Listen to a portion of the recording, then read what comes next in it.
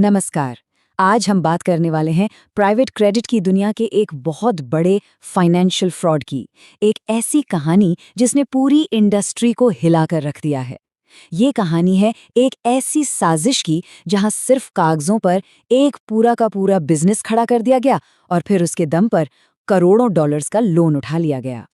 इस पूरी कहानी के सेंटर में है ये रकम, $500 मिलियन। जरा इस नंबर पे गौर कीजिए, मतलब आधा बिलियन डॉलर। इतनी बड़ी रकम जो रातों रात जैसे हवा हो गई। और यही आज का सबसे बड़ा सवाल है, आखिर आधा बिलियन डॉलर मतलब हजारों करोड़ रुपए बस यूं ही गायब कैसे हो सकते हैं? चलिए आज इसी पहेली को सुलझाते हैं स्टेप बाय स्टेप। तो इस पूरी कहानी के मुख्य किरदार कौन है?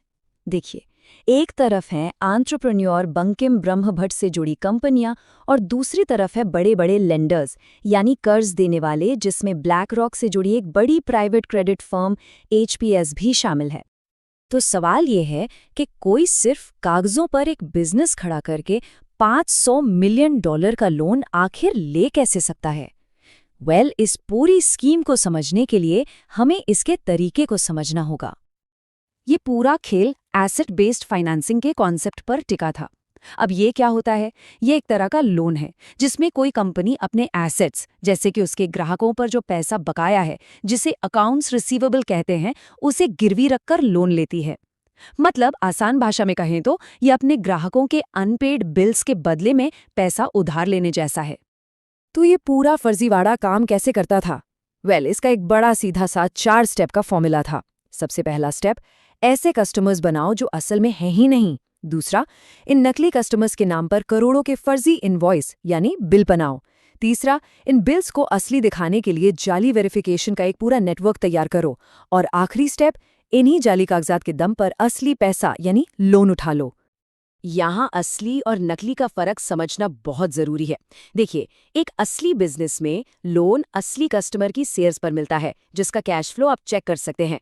लेकिन इस केस में सब कुछ सिर्फ कागज पर था। नकली कस्टमर, नकली सेल्स। लेंडर्स को तो ये पता तक नहीं था कि वो एक ऐसे बिजनेस में पैसा लगा रहे हैं जो असल में था ही नहीं।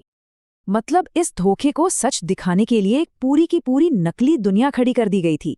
इसमें फर्जी कस्टमर्स थे, असली जैसी दिखने वाली नकली वेबसाइट्स थी और यहाँ तक कि नकली ईमेल डोमेन्स भी थे।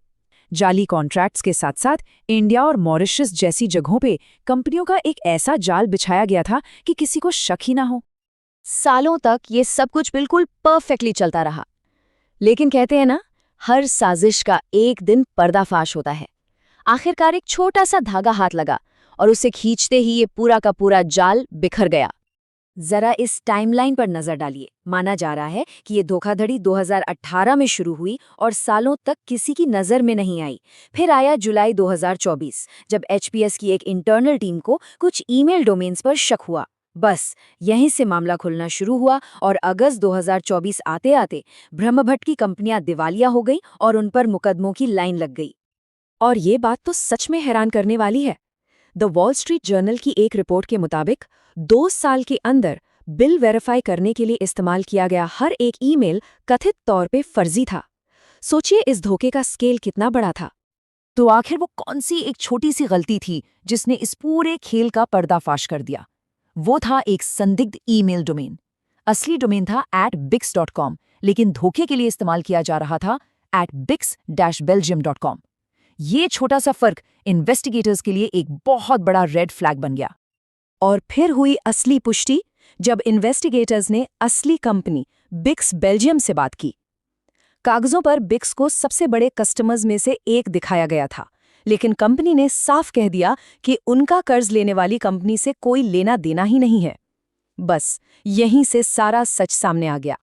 जब ये पूरा मामला सामने आया तो जाहिर है फाइनेंशियल इंडस्ट्री में हड़कंप मच गया। अब देखते हैं कि इस धोखे का असर कहां-कहां और कितना गहरा पड़ा। अब जरा नुकसान के आंकड़ों को देखिए। कुल धोखाधड़ी का अंदाजा $500 मिलियन से भी ज्यादा का है और इसका बड़ा झटका BNP पारिबा जैसे लेंडर्स को लगा है, जिन्हें करीब $220 मिलियन का प्रोविजन अलग रखना पड़ा है। देखिए, जब इतनी बड़ी धोखाधड़ी होती है तो उसका असर सिर्फ एक कंपनी तक नहीं रहता, पूरे प्राइवेट क्रेडिट मार्केट पर इसका असर पड़ा है। अब लोन देने की प्रक्रिया और भी सख्त होगी। हो सकता है कि सही कंपनियों के लिए भी कर्ज लेना महंगा हो जाए। और हाँ, ब्लैक रॉक जैसी बड़ी फर्मों की साख पर भी सवाल उठ रहे हैं। क्या आखिर इतनी बड़ी चूक हुई कैसे? अब सबसे बड़ा सवाल ये है कि क्या ये पैसा वापस मिल पाएगा। ये रास्ता बहुत ही मुश्किल होने वाला है। मामला कई देशों से जुड़ा है और सबसे बड़ी चुनौती तो ये है कि जिन एसेट्स के दम पर लोन लिया गया वो तो शायद असल में है ही नहीं, सिर्फ कागजों पर हैं। तो इस $500 मिलियन के धोखे से क्या सबक मिलता है? और सबसे जरूरी सवाल, भविष्य में इस तरह की घटनाओं को होने से कैसे रोका जा सकता है? भविष्य में ऐसे धोखों से बचने के लिए कुछ कड़े कदम उठाए जा सकते हैं। जैसे सिर्फ ईमेल पर भरोसा न करके बैंक टू बैंक पेमेंट की पुष्टि पर जोर देना, कस्टमर पेमेंट्स को एक इंडिपेंडेंट एस्क्रो के जरिए रूट करना, समय समय पर बिना बताए इनवॉइसेस की फोरेंसिक जांच करना, और हाँ, अचानक से ऑन साइट विजिट्स करना ताकि पता चले कि बिजनेस सिर्फ कागज पर तो नहीं चल रहा। और आखिर में एक बड़ा सवाल जो सोचने पर मजबूर करता है, जैसे जैसे धोखाधड़ी के तरीके और भी सोफिस्टिकेटेड होते जा रहे हैं, तो इसकी जांच पड़ताल की आखिरी जिम्मेदारी किसकी बनती है?